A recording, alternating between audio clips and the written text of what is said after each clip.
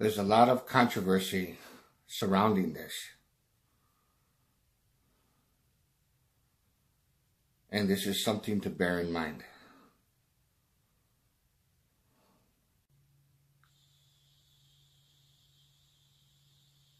I have no direct information on Bruce Lee's involvement with any criminal elements whatsoever, but from what I understand of the way things are done in Hong Kong, it would be pretty hard to avoid it. You know, even in American movie making, the mafia has put its stamp on the business many times. And it would be hard to believe over there that they wouldn't try and get a grip on a star of his caliber. There were, they call them triads or mobsters or organized crime, that they came to Bruce in a number of different ways and essentially said, you play ball with us, occasionally we'll want you to do something, we want to skim a little money off certain projects you're involved with, and Bruce refused to play ball with them.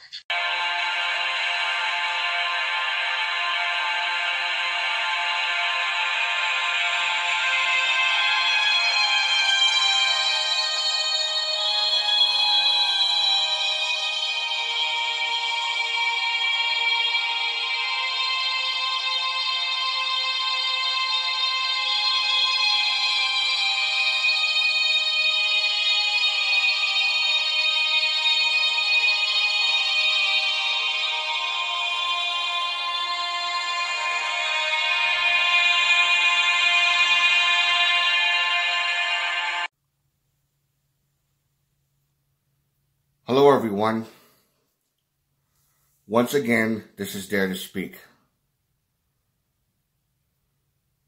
I have done a video on this particular subject about a year ago, on the whole controversy, conspiracy surrounding Bruce Lee's death. And I got like a good 300 some views on it. It was entitled "The Illuminati Murdered Bruce Lee." That was the title of it. And for those of you who haven't watched it, I pretty much urge you to watch it.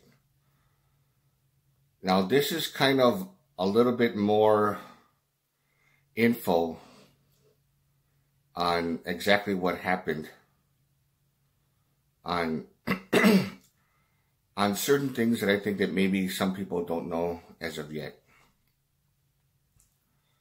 Now, from what I understand, from what I found out, there's a lot of things that was pertaining to this that led up to Bruce Lee's, I guess you could say, assassination. You know, in a very discreet, very clever way.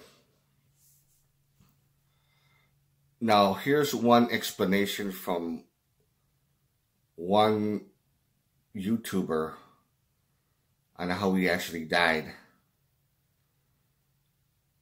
And just tell me what you think on this one.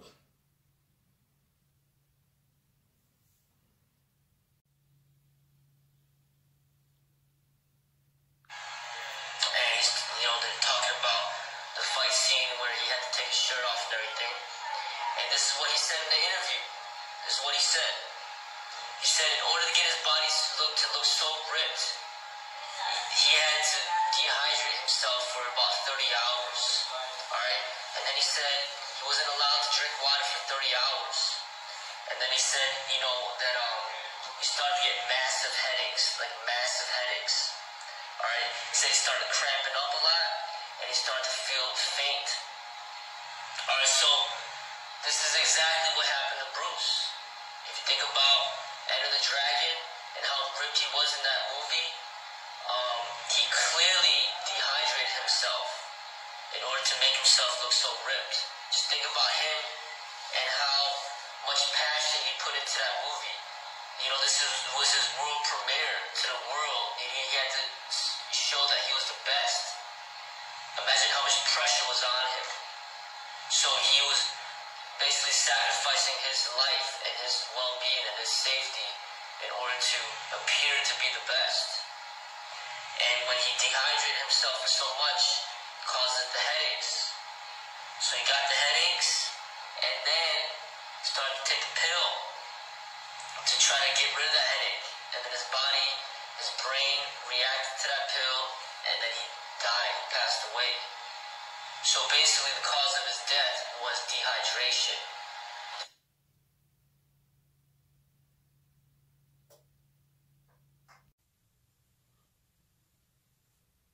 Now, that makes a great deal of sense to me. It really does. He was also under a great deal of stress. A great deal of stress because of the fact that, for one, he was being challenged a lot by a lot of these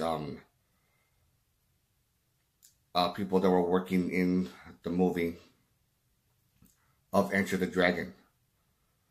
And some of these guys in the karate suits. And some of them were either connected to, or they were members of the triads of some street gang.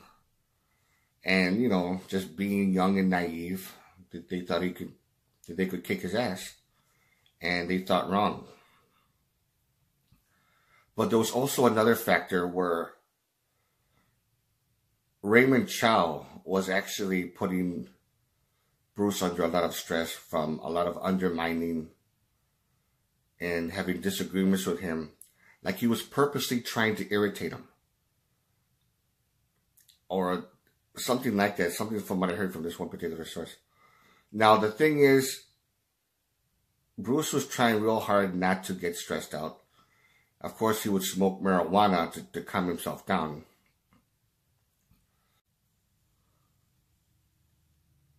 And there was also a situation in which I think, in my personal opinion, where Bruce took it way too far.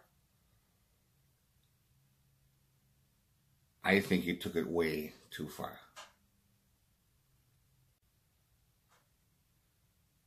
Particular scene with the broken bottles. Each time we'd shoot the scene, I'd have to break the real bottles. And Bruce instructed me to take the jagged edge of my right hand, which I had one in each hand, but lunge with the right hand at his right pec. And Bruce's words were, "Come at me as fast as you can." So on the 6th time that we shot it, Bruce had his right hand up and he'd started to spin. And as he spinned, he jammed his fist into the glass. And so Freddie Weintraub called me and said, you know, there's a rumor that Bruce is going to kill you. And I went back after his hand was well, and we shot the rest of the scene where he sidekicks me. And he sidekicked me so hard. I mean, Bruce hit like a mule. That in one of the scenes when he hit me, I flew back and one of the stuntmen behind me, his arms got broken from the impact. Well, just tell me what you think. If you like this video, give it a thumbs up. Questions or comments, you know what to do. And this is Dare to Speak. And to all of you, take care.